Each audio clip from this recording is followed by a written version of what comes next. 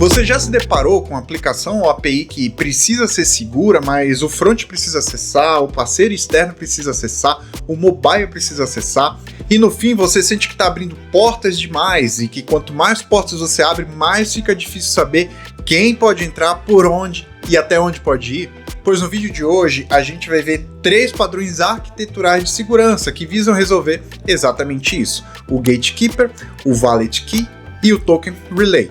Então já coloca admin no seu usuário de teste para não ter que ficar logando e deslogando, que o vídeo já vai começar. Mentira, faz isso não, tá bom? Olá devs, eu sou Bernardo Lobato e hoje vou fazer um vídeo um pouquinho diferente dos habituais, tá bom? Hoje eu trouxe uma lista de 3 padrões arquiteturais focados em segurança para sua aplicação. São padrões que pouco ou nada tem a ver com o código em si, mas que podem fazer toda a diferença aí no desenho da sua arquitetura. Quando a gente fala de segurança de APIs e aplicações em geral, muitos desenvolvedores podem pensar imediatamente em código, qual lib usar, qual middle instalar, qual header é melhor para ser validado e etc. Só que na prática, quando ocorre um incidente de segurança, nem sempre o problema está naquela linha de código que valida o token. O problema pode estar muito antes disso, no desenho do seu projeto. Em quem pode falar com quem, por onde a requisição passa, quais os caminhos existem até chegar no final do fluxo, enfim. Um erro comum é tentar remendar a segurança da aplicação com soluções pontuais, colocar autenticação em todos os serviços, validar token em todo endpoint, adicionar headers, mais checagens, mais o middle, etc, etc, etc. Claro que essas atividades são absolutamente válidas, gente, mas isso pode também criar uma falsa sensação de segurança, que talvez não resolva a raiz do problema. Porque no fundo, você pode ter um problema arquitetural. Pode ser que sua arquitetura esteja permitindo caminhos que nunca deveriam existir. Segurança robustas em APIs nasce quando você começa a pensar em termos de superfície de ataque. Quantos pontos de entrada o meu sistema tem? Quantos serviços estão expostos? Quantos lugares diferentes precisam saber fazer a segurança? Quanto mais distribuída essa responsabilidade estiver, maior a chance de erro, inconsistência e brecha. É por isso que padrões arquiteturais de segurança são poderosos. Quando você enxerga a segurança como um problema de arquitetura, a pergunta passa a ser: por que esse serviço está acessível diretamente? Por que o cliente consegue falar com isso? Por que esse recurso precisa passar pela minha API? Esse tipo de pergunta tem o potencial de mudar o desenho da sua solução. E é exatamente esse ponto que entra os padrões que a gente vai ver hoje. E o primeiro que a gente vai ver é o Gatekeeper Pattern. O Gatekeeper parte de uma ideia simples: seu sistema não deveria ter várias portas de entrada. Deve existir um único ponto por onde todas as requisições externas obrigatoriamente passam. Esse componente intermediário é quem recebe os usuários, e seus serviços externos ficam bem protegidos dentro da sua arquitetura. Ele pode autenticar, autorizar, aplicar rate limit, registrar logs, bloquear o que for suspeito antes disso chegar na sua aplicação em si. Com isso, os serviços internos deixam de se preocupar com essa exposição toda. Para eles, toda chamada já vem de certa forma filtrada, vinda de uma fonte confiável e controlada. O ganho principal, além da segurança, claro, é a redução da superfície de ataque e centralização de responsabilidade em um único lugar arquitetural. Você pode estar agora se perguntando: isso é parecido com um API Gateway, certo? E você está correto. Elementos como o API Gateway e BFF são excelentes exemplos da implementação desse pattern. E aqui no canal a gente já tem uns vídeos detalhando um pouco mais esse material aqui no card, ok? Mas um ponto adicional que eu queria falar brevemente nesse vídeo aqui é sobre o WAF, ou Web Application Firewall. Apesar de esse não ser um componente que implemente um Gatekeeper Pattern em sua totalidade, ele pode complementar a esse com algumas particularidades. Um Web Application Firewall é um filtro de borda que inspeciona e bloqueia tráfego HTTP malicioso antes que ele chegue na aplicação. Ele normalmente é utilizado a partir de um serviço de nuvem, como o AWS WAF, ou Azure Web Application, ou mesmo Cloudflare WAF. No entanto, o importante aqui é a gente entender que, apesar de ele aparentemente ter as mesmas características e funcionalidades do Gatekeeper, ele anda em um nível mais baixo. Ele não sabe quem é o usuário, ele não sabe quem são os serviços internos, muito menos o que esse usuário pode fazer.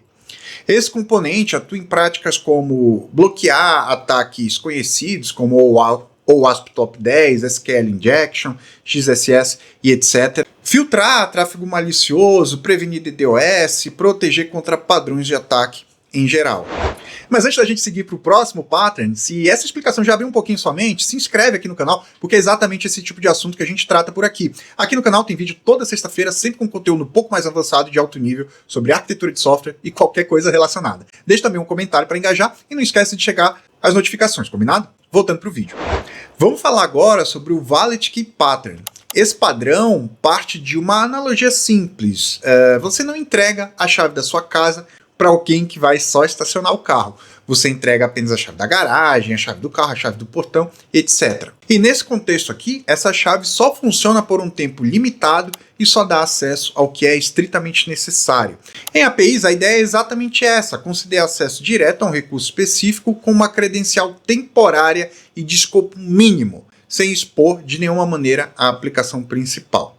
Esse padrão é muito comum quando o cliente precisa interagir com um recurso pesado ou externo, como, por exemplo, upload ou download de arquivos em um storage, envio de mídias um pouco mais pesadas, etc. Em vez de o cliente enviar tudo para sua API, que então repassa para o destino, que acaba funcionando ali como um tipo de proxy, né, você gera uma credencial temporária que permite que ele acesse diretamente esse recurso que deseja interagir. E essa credencial, então, é a tal Valid Key, e tem 3 características fundamentais. A primeira é que ela expira rapidamente, a segunda é que só funciona para um recurso muito específico, e a terceira é que ela não te dá acesso à sua API como um todo.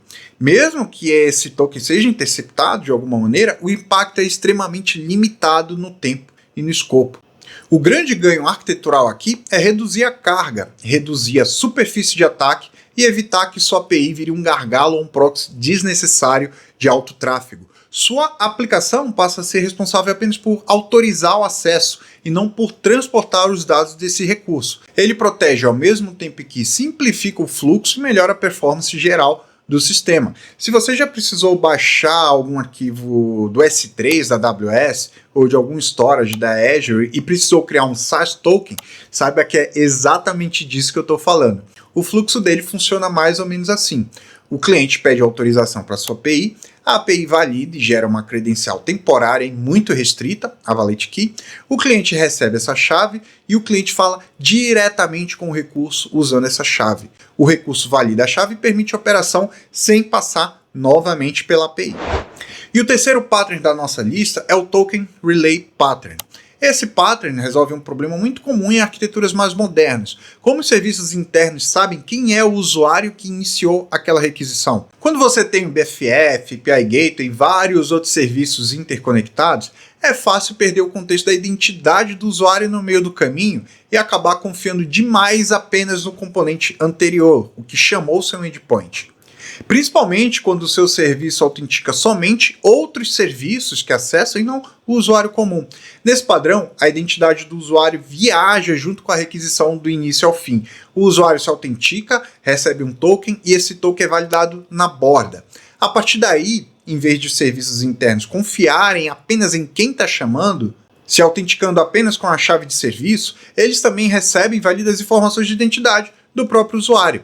Isso permite que cada serviço aplique uma autorização fina baseada em papéis, atributos ou regras de negócio específicas, sem depender cegamente de um gateway. Esse padrão é especialmente importante para evitar problemas onde o sistema valida que o usuário está autenticado, mas não valida se ele pode acessar aquele recurso específico. Como a identidade está presente em todos os saltos, cada serviço pode fazer essa checagem individualmente, corretamente, de acordo com as próprias regras. No fim, o Token Relay Pattern garante que a segurança não fique concentrada apenas na borda da arquitetura. A borda autentica, mas a autorização acontece em todos os serviços, em todos os níveis desejados, sempre considerando o usuário real ali por trás daquela requisição. Você percebeu como em nenhum momento a gente falou de framework, biblioteca ou linha de código específica? A gente falou de caminhos, de portas, de quem pode falar com quem. O Gatekeeper reduz drasticamente seus pontos de entrada da sua API, o Valid Key evita que sua API vire um intermediário pesado e desnecessário e ainda limita o acesso ao mínimo possível, e o Relay Token garante que mesmo lá no fundo da sua arquitetura, os serviços ainda saibam quem é o usuário de verdade por trás daquela chamada. Esses 3 padrões juntos podem mudar completamente a forma como você enxerga a segurança fora do escopo somente da aplicação e mais voltado para o alto nível, para a arquitetura. Você para de pensar em como validar um token nesse endpoint e começa a pensar em por que esse endpoint está exposto desse jeito. E quando você tem a resposta para essa pergunta, o desenho da sua arquitetura pode mudar junto com ela. Então por hoje é isso, galera. Mais uma vez eu peço que deixe seu like, compartilhe esse vídeo com seu time, com seu tech lead. Se puder, deixe um comentário para engajar e a gente enriquecer essa discussão. Checa a sua inscrição e não esquece de dizer também se gostou desse formato de vídeo de lista, um pouco menos aprofundado, mas que aumenta o nosso repertório. Combinado? Mais uma vez eu agradeço a sua audiência e a gente se vê no próximo vídeo.